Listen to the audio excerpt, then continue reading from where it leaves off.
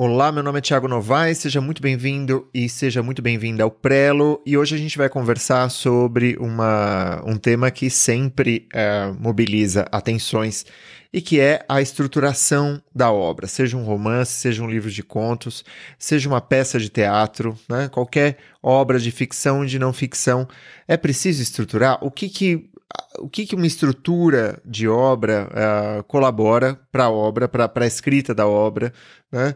Em que medida e como que eu posso fazer para estruturar o meu livro da melhor forma possível? Tiago, você estrutura seus livros, você não estrutura? Esse é o tema de hoje. Olá, meu nome é Thiago Novaes e você está no Prelo.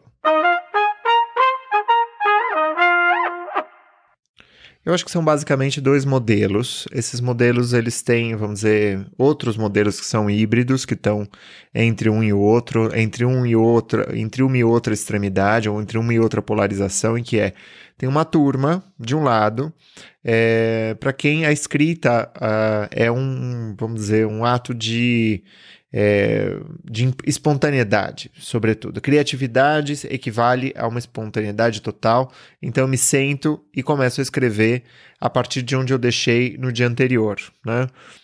Ou muitas vezes eu escrevo e a cada dia vai ser uma coisa nova, a cada dia vai ser uma surpresa nova, né? Qualquer tipo de estruturação, qualquer tipo de planejamento de uma estrutura de uma obra, vamos dizer que enrijece a criatividade, enrijece o pensamento, né? Desse lado tem muita gente, né? Desse lado tem muitas e muitos escritores que acreditam nessa modalidade, e para eles vamos dizer, uma forma, acho que cabível, pertinente. Aí tem outro lado, que é um lado dos que precisam estruturar, dos que necessitam de uma arquitetura da obra, para poder adensar, para poder construir mais personagens que se imbricam de uma forma mais complexa, não é? Ou seja, para esses, a estrutura não é um impedimento, não é uma coerção, mas é a condição para que eles sejam criativos. Tiago, de que lado você está? O que você sugere? Então hoje a gente vai falar sobre uma coisa que é não escrever, não se simplesmente sentar e escrever uma obra nova a cada dia, até porque a gente corre o risco de, achando que está escrevendo uma obra nova, está repetindo, vamos dizer, a mesma obra muitas vezes. Isso pode ser algo bom, isso pode ser algo mal. Se você for o Picasso, você vai escrever, você vai pintar sempre o mesmo quadro e ok, né? E é um projeto, é uma poética muito própria, muito específica, né? Mas para um romance, talvez isso não seja muito bom, né? Ou para um livro de contos, ou seja, todos os contos serem o mesmo conto, você olhar e ver que, né, os contos têm a mesma estrutura, têm a mesma cara, ou seja, eles são esse lado impensado de você como autora, como autor. Eu acho que, enfim, eu acho que tem um trabalho a ser feito aí.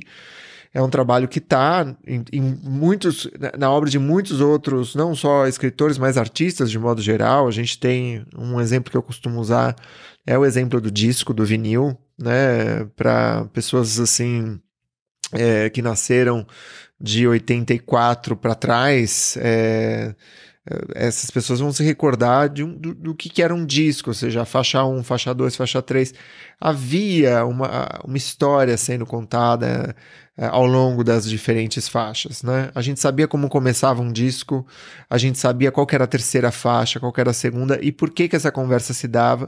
Não era alguma coisa que você explicava com muita clareza, mas a gente tinha essa consciência, falava, nossa, depois dessa vem essa, e faz sentido, né? Isso em grandes obras. Você tem o Kind of Blue, do Miles Davis, né? Que vamos dizer, um clássico do jazz, né? Você tem Artaud, do Spinetta, você tem muitas obras, né? Você tem o Clube da Esquina, do Chico Buarque, você tem Batita Perê, do Tom Jobim, todos eles cumprem, vamos dizer, uma narrativa, né? E essa narrativa tem um sentido, tem uma estruturação, né? Ela é feita dessa combinação entre a criação, ou seja, o espontâneo, algo que nasce, e a inserção desse algo que nasce dentro de um projeto, né? De que escola que você tá, Thiago? Eu estou dentro dessa escola, né? Eu estou dentro da escola de quem procura, dentro dos projetos, exercitar uma liberdade absoluta, né? Por quê? Por que orientar? Por que estruturar, né, uma obra, né? Justamente para orientar aquilo que você vai escrever, né? Quando você tem um enquadre, né, a meu ver, você aí sim tem uma liberdade, né?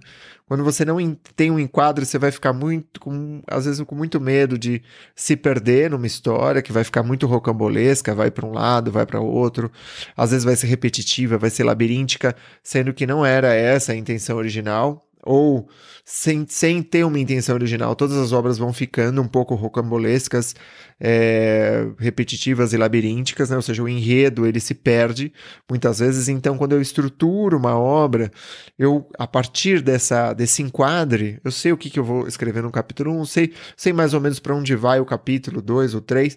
Então, dentro desse capítulo, eu tenho muita liberdade, porque eu sei como ele vai terminar.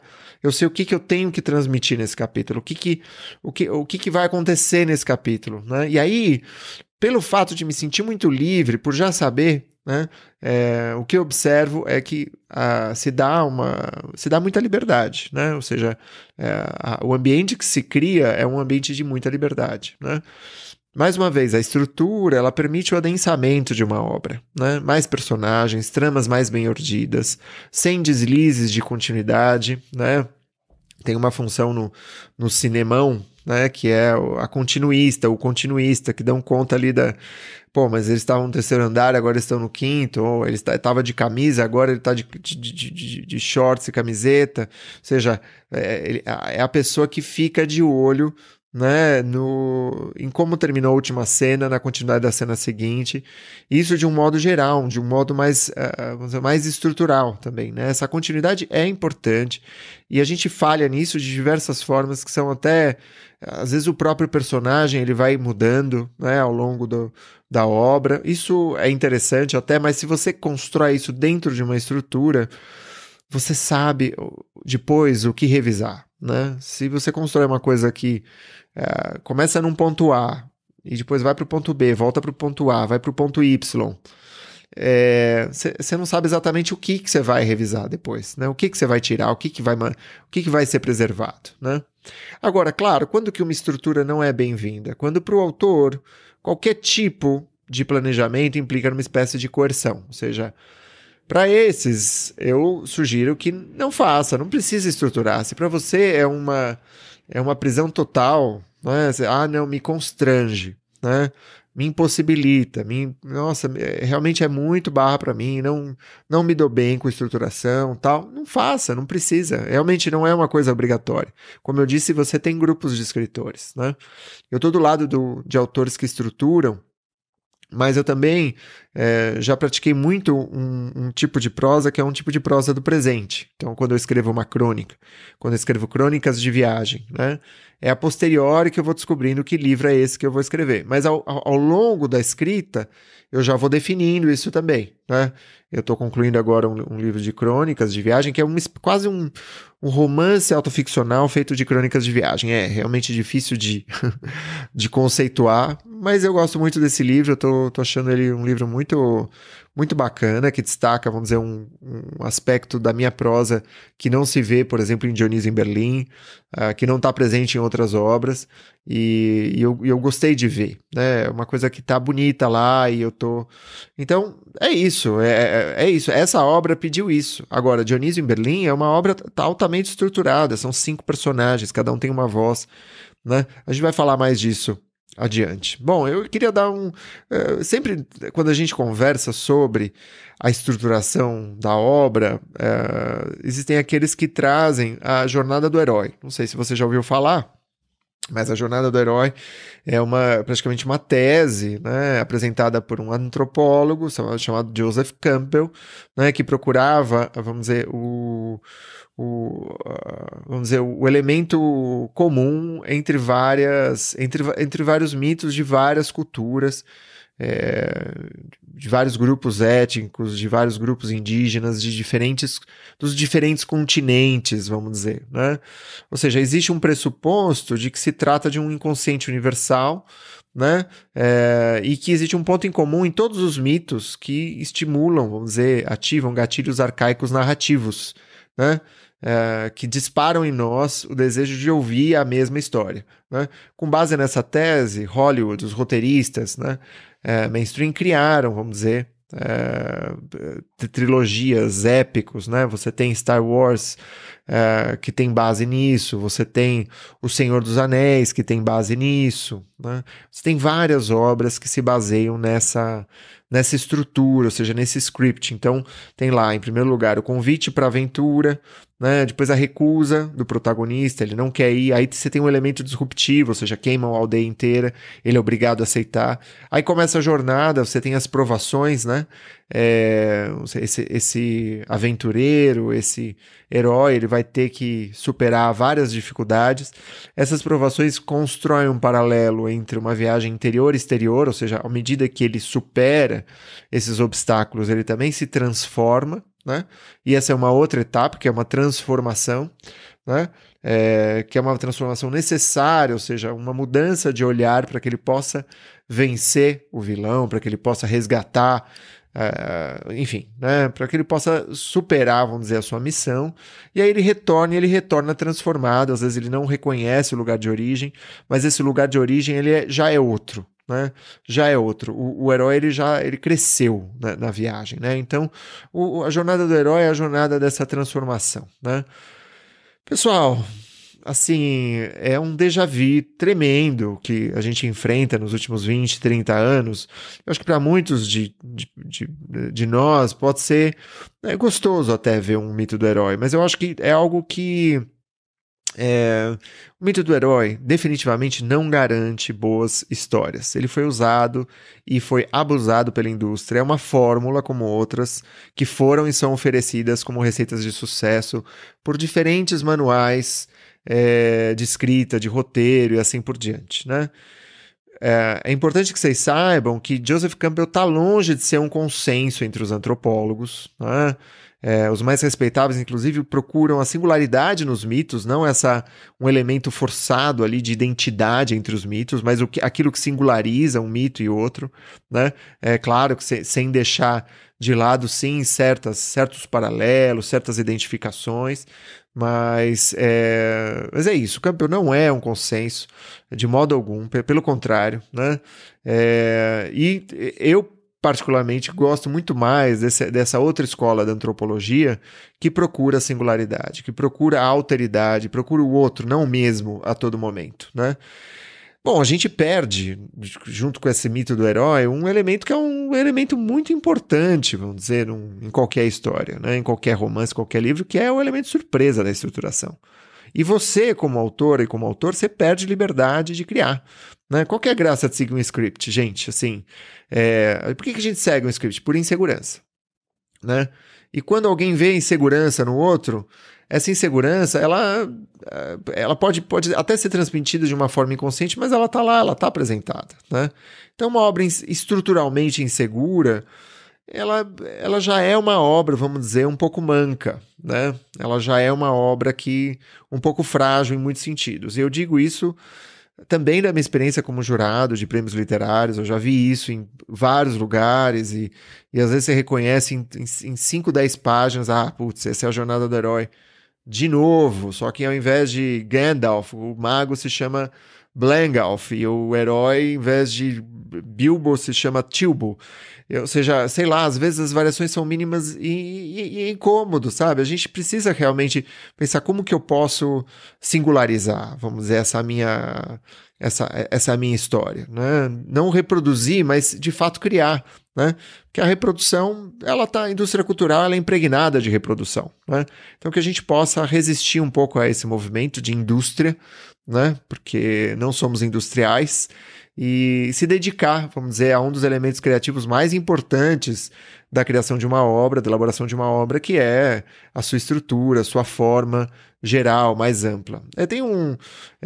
Quando a gente fala de estrutura, em geral as pessoas pensam num roteiro mais ortodoxo, né? Por mais que você não fale em Joseph Campbell, em A Jornada do Herói, muitas vezes falam, não, então quando você fala em estrutura, você está falando de uma obra de Stephen King, você está falando de uma obra do Murakami, você está falando de uma obra né? Ou seja, sei lá, de uma obra do comercial, vamos dizer, né? E de modo algum, né? Eu acho que tem roteiros, tem estruturas mais ortodoxas, que são essas do mainstream, e tem roteiros, estruturas, né, heterodoxas, não é?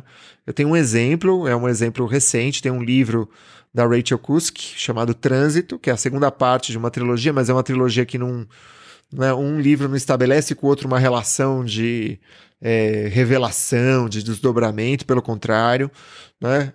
Eu sugiro que você comece pelo primeiro, claro, o esboço, mas eu preciso avisar que a gente vai ter um spoiler aqui, tá? Vamos contar, porque não tem como falar de estrutura sem falar um pouco da história. Mas olha, se for para acalmá-lo, para que você continue ouvindo esse episódio, não se preocupe. Na verdade, embora eu revele, vamos dizer, o esqueleto, né, em 5, 6 elementos, isso não desmancha de modo algum o prazer da leitura dessa obra, que é uma obra excelente, a obra da Rachel Cusk, ou Rachel Cusk, Trânsito, que tem, vamos dizer, chamado muita atenção dos leitores no mundo todo, né? Ou seja, as primeiras 120 páginas, é um livro de 200 páginas pela edição que a gente tem no Brasil, da Todavia, né? Então você tem uma primeira parte que é a narrativa da protagonista falando de um spam que ela recebeu de uma astróloga oferecendo um serviço, e aí um amigo aconselha ela a se consultar com essa astróloga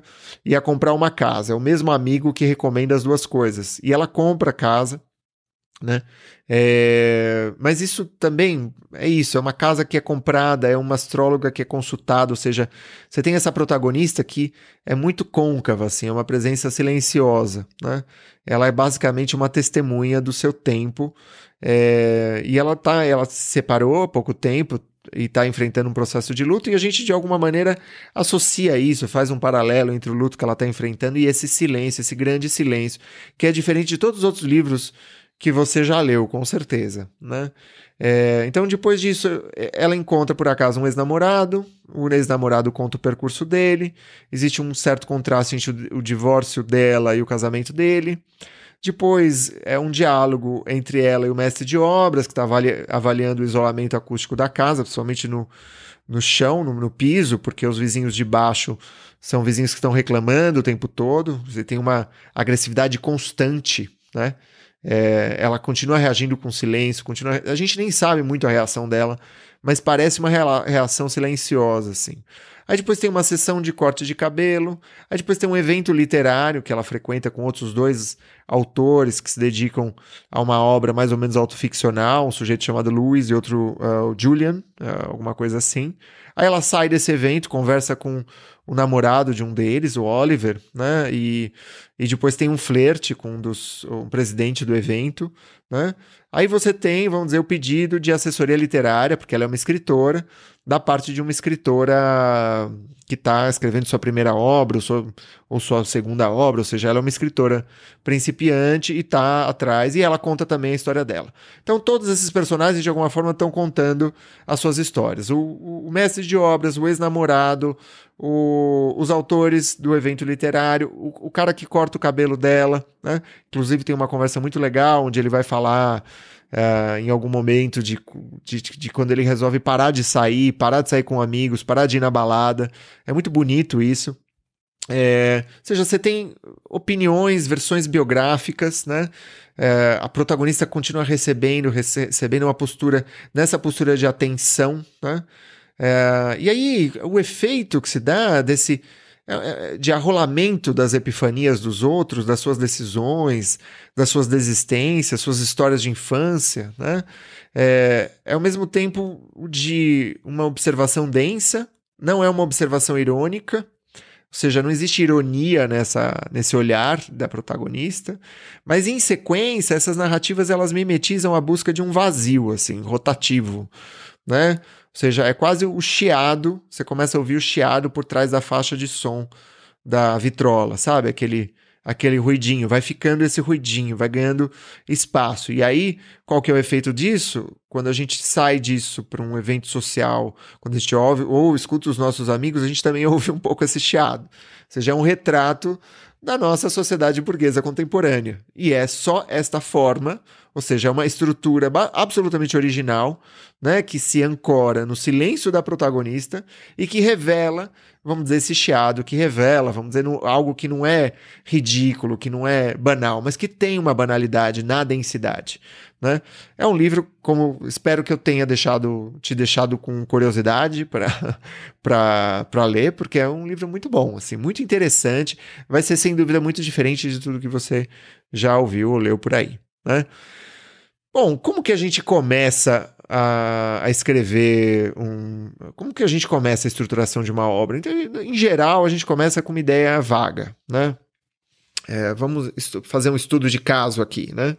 O meu romance, o meu primeiro romance, que é o Estado Vegetativo, eu tinha uma ideia de o herói, ele era um sujeito solitário e ele via uma mulher morta, seja numa cena do crime, com várias viaturas ao redor. Era uma cena bem clichê, assim, né? Só que a diferença era que era no centro da cidade de São Paulo, na Praça Roosevelt, e tinha algo nesse personagem que me chamava muito a atenção, ou seja, era um personagem que eu fui gostando e é um romance que ele foi sendo construído com base, em grande medida, nesse personagem, né? Ou seja, mas era uma ideia vaga, como você pode ver, né?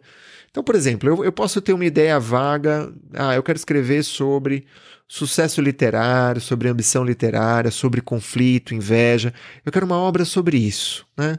Sobre a tragédia desta vida, né?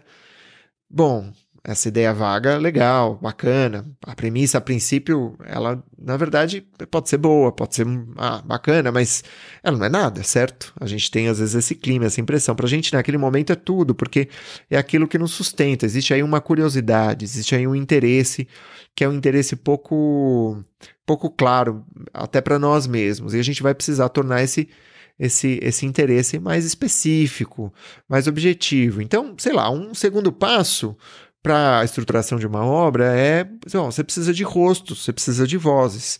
Então, vamos dizer que para essa premissa de sucesso literário, ambição, conflito, inveja, eu crio uma história de um antagonismo, de uma atriz célebre, né, que antagoniza com seu filho, né, um jovem artista que deseja escrever. A mãe representa um teatro, ou seja, a mãe é atriz, né, como eu disse, um teatro tradicional e tal, e o filho representa uma densidade incompreendida, né? Então você tem uma polarização entre frivolidade e profundidade, mas seria mais interessante, ao invés de criar arquétipos ou tipos, né, que esses dois personagens, nos seus dois papéis, eles dois representassem também, ao mesmo tempo, a frivolidade e a profundidade, ou seja, não é a atriz mainstream que é frívola só, né? O jovem também é frívolo, e não é a atriz e não é só o jovem que é denso, a atriz também é densa, né? Interessante, olha, eu tenho dois personagens, é uma maneira de você traduzir essa ideia vaga que eu acabei de mencionar, né? Mas eu preciso agudizar esse conflito. Como que eu posso fazer? Então eu posso... Vamos lá, vamos construir outra, vamos construir uma estrutura. Então vamos dizer que a mãe namora um dramaturgo famoso, ou seja, o menino quer ser um escritor e a mãe namora um escritor de teatro, né?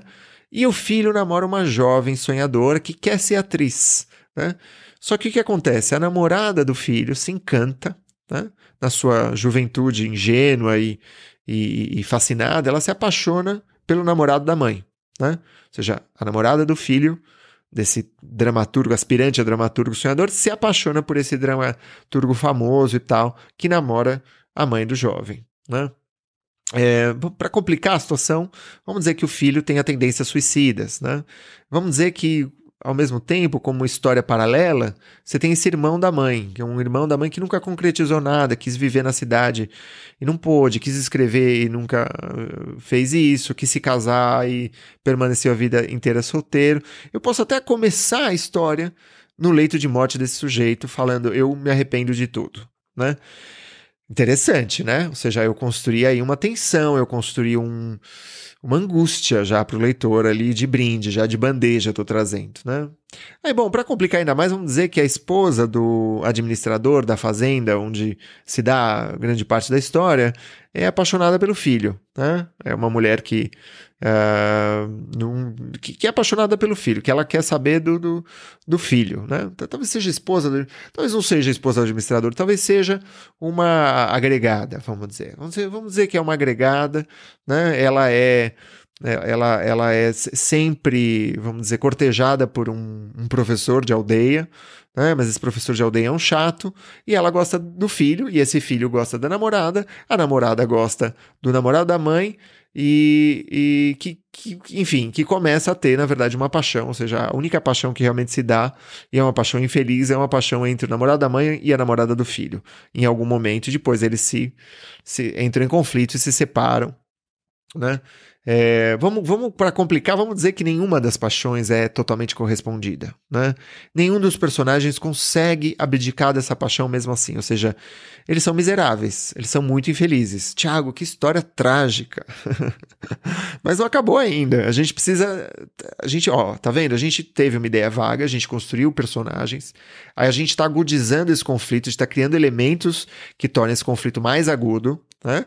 Vamos dizer, então, agora a gente precisa criar uma narrativa. Então, como começaria essa história? Vamos dizer que o filho vai apresentar uma peça de próprio punho para a família na fazenda, né? E para os agregados. Está todo mundo lá, todo mundo que participa, todos os personagens estão lá para assistir. E vamos dizer que a atriz que vai atuar na peça, ela é a namoradinha do menino, né? A peça começa super hermética, alegórica, meio cansativa, meio fragmentada. E a mãe dá uma debochada, fica conversando, cochichando ali do lado com o namorado e tal. E o menino pede silêncio, uma hora ele se cansa, ele fica muito mal, né? Ele interrompe a peça, ele foge, se dá um conflito, o menino desaparece e a namorada desse menino fica, né? Existe um diálogo entre essa garota e o dramaturgo famoso, 20, 30 anos mais velho que ela, né? Ao passo que essa moça que é cortejada pelo professor da aldeia vai atrás do jovem, porque ela é apaixonada por ele. Então, vamos dizer, se tá inaugurada, vamos dizer, a trama, tá inaugurada a narrativa. Eu não sei se você percebeu, se você conhece essa história ou não. Na verdade, eu estou falando aqui de uma peça de teatro da qual eu gosto muito, que é A Gaivota, de Anton Chekhov. Se vocês não tiveram a oportunidade de ler essa obra, eu recomendo que leiam, porque é incrível. Mais uma vez, ela fala do ato de criar, ela fala do próprio ato de escrever, de escrever para o teatro, né? É uma beleza, né? Mas a gente usou ela, vamos dizer, para dar um certo corpo para esses passos, né? Então você começa com uma ideia vaga, você passa para os personagens, você agudiza o conflito e você, a partir disso, começa a construir a sua narrativa. Bom, algumas dicas para a gente encerrar o nosso encontro de hoje. Eu vou dar algumas dicas para estruturar a sua obra a partir de então. Então, a estruturação da obra, né, para quem nunca fez, ela não precisa ser alguma coisa muito complexa, sabe?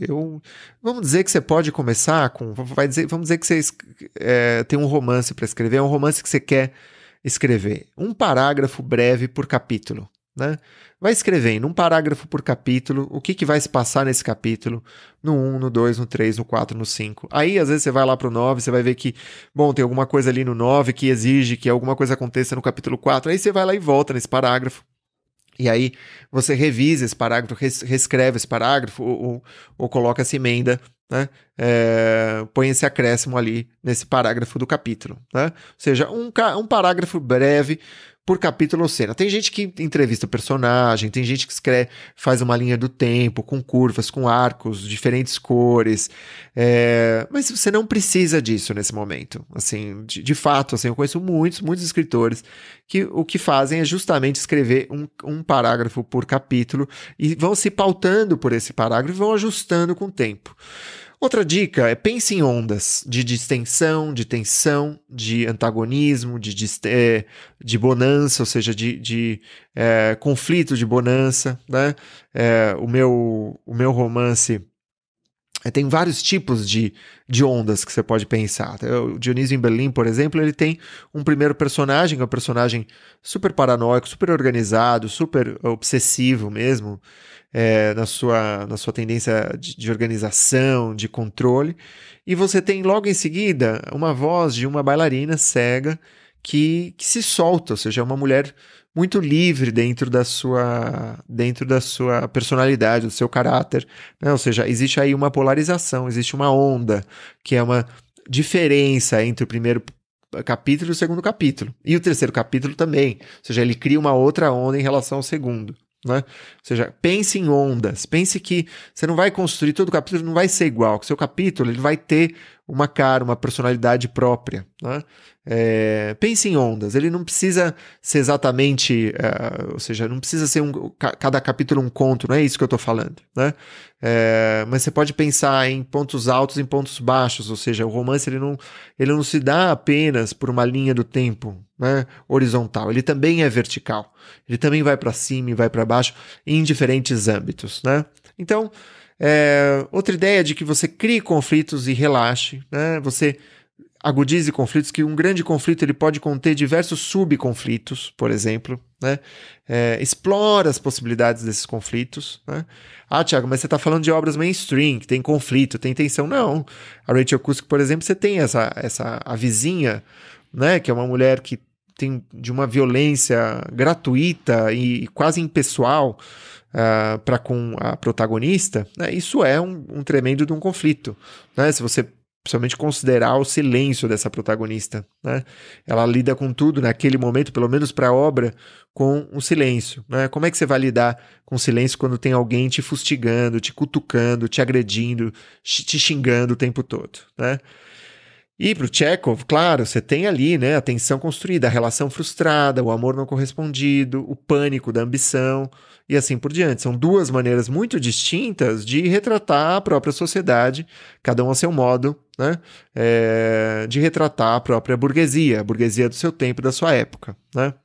Eu acho que com isso, uma ideia boa, né, é que você elimine redundâncias. Então, tem um capítulo, um diálogo no capítulo 3, um diálogo no capítulo 4. Se os diálogos são muito parecidos, eles dizem a mesma coisa, se eles vão para o mesmo lado, se nenhum capítulo inaugura nenhuma novidade, então talvez seja necessário você eliminar esse capítulo. Tem capítulos que podem se mostrar desnecessários, e já na estruturação você já pode ver isso muitas vezes. Né? Às vezes não, às vezes você precisa escrever, claro, mas às vezes na estruturação isso pode ficar muito claro, tá? Muito evidente. E olha, não tenha medo de mudar, não tenha medo de ajustar, de adaptar a sua... Né, eu tô... terminei esse livro de crônicas que eu falei, eu tô com um romance, não sei para onde vai esse romance, mas é um romance dividido em duas partes. Ele está estruturado, eu não sei onde vai, no sentido de que eu não sei o que vai dar nesse romance, assim, não sei como ele vai, não sei que romance é esse, em certo sentido, mas eu tenho ele todo estruturado.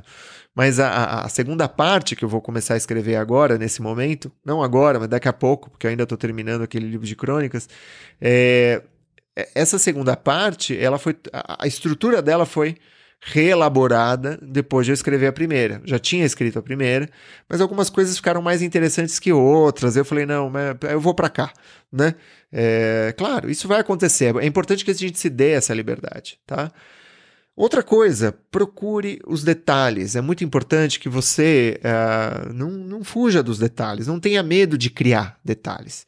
Não tenha medo de criar cores, de criar, vamos dizer, de observar as coisas que estão ao seu redor e capturar essas coisas e traduzir elas para dentro do teu texto, né? É importante que você faça isso, gente. A maior parte dos livros que eu leio às vezes peca, e livros em gestação, ele peca às vezes por uma espécie de desorientação de detalhes. É como se autor ou autor fossem muito inseguros para tomar essas escolhas, para fazer essas escolhas. Cada detalhe é uma escolha, mas se deixa levar, depois você pode tirar, não se preocupe, manda ver, vai criando, crie detalhes, né? Vai atrás daquilo que você não sabe. Né? Ou seja, à medida que você for escrever a sua estrutura, você vai ver que vai faltar, vai ter coisas que não vão estar claras para você. Então, reflita sobre isso. Eu acho que tem algumas maneiras de você ir atrás dos detalhes, né? Desculpa, do que você não sabe. Então, escrever sobre isso, escrever, eu não sei se eu faço isso, se eu faço aquilo, ou seja, o diário do romance, o diário da obra, né? Devanear, né? Se deixar, falar, eu vou fazer uma caminhada agora de manhã para fazer exercício, eu vou me dedicar mentalmente àquilo lá que eu não sei daquele capítulo, sobre aquele capítulo, sabe? Claro, eu tô pensando em outra coisa. Não, tudo bem, volta a pensar nesse capítulo, ou seja, se dedique ativamente a pensar sobre determinada coisa. Muitas vezes não vai sair, não é um problema que você tem que resolver com tensão, não, fica tranquilo, né? Pensa naquilo, vê as associações que vão aparecendo, né? Faça pesquisa, né? A pesquisa muitas vezes nos ajuda a definir detalhes, a definir o que você não sabe, e elaboração para psicanálise é algo que se dá muitas vezes às escuras, até para nós mesmos, num âmbito inconsciente. Então você adora essa expressão em inglês que é sleep over it, que é durma com isso, ou seja, você não sabe alguma coisa, dorme, às vezes no dia seguinte aquilo fica mais claro, fica mais evidente, né? Em último lugar, a dica que eu daria para você estruturar a sua obra é leia a realidade por diferentes ângulos, né? Veja todas as possibilidades dessa situação, né? É algo que você vê na obra da Rachel Cusk, é algo que você vê na obra do Chekhov, né? Ou seja, a partir daquela premissa, a partir daquele conflito, como que esse conflito pode ser explorado? Não estou dizendo que você, vamos dizer, extenuar, né, isso numa única obra, mas que você tenha isso em mãos, tenha isso em mente, que você explore isso mentalmente, não depois que escreveu, antes que escreveu, né? Antes e, claro, durante vai aparecer muita coisa também, né? Importante dizer, mais uma vez, que a gente estipula assim diferentes fases, né? Uma estruturação, depois a escrita da obra, depois a revisão, né? Mas é claro que muitas vezes a estruturação é refeita, como eu disse, na escrita da obra, né? Muitas vezes a revisão se antecipa, né? Muitas vezes um trecho ou outro, ou seja, você volta a retomar a obra e escrever parte dessa obra no ato da revisão, né? Existe nessas 3 etapas, sim, uma espécie de promiscuidade. E essa promiscuidade, ela não é... tem gente que fala que é um absurdo, que você não pode revisar enquanto escreve.